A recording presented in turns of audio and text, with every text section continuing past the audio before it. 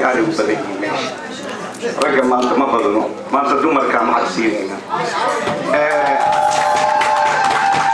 waxaa ku xiga horta caawa farxad weyn aynu tahay halkaan inaan la joogo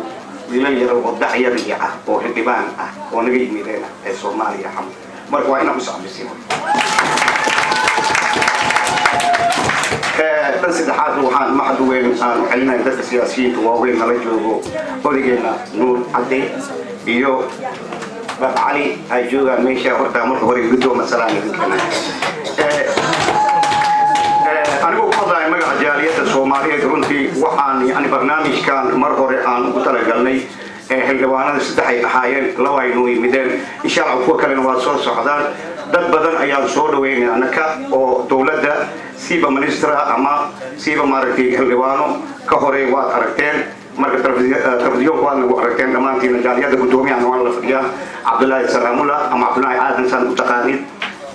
marka xildhibaanadu caawa waxaa barnaamijkooda ah inay na siiyaan feedback oo warbixin buux ah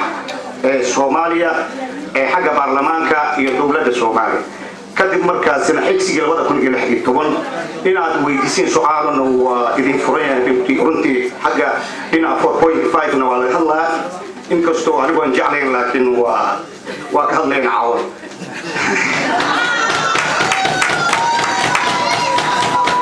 marka hadalkan idin badiyo maro soo dhawaada islaaw iyo magaciisa ugaas Ibrahim welcome gacmo furan baad soo dhaweeyna maadaama aan ahay jaaliyadda Soomaaliyeed ee wadankan UK أنا كأتذكر سنة فرحسنين هل يحاولون يجوعان إني صور ويان دولة الصومالية قف كستهي ماذا بجالية يعني مقومنا أني وان هل خبير مقومنا all of Somalian أنا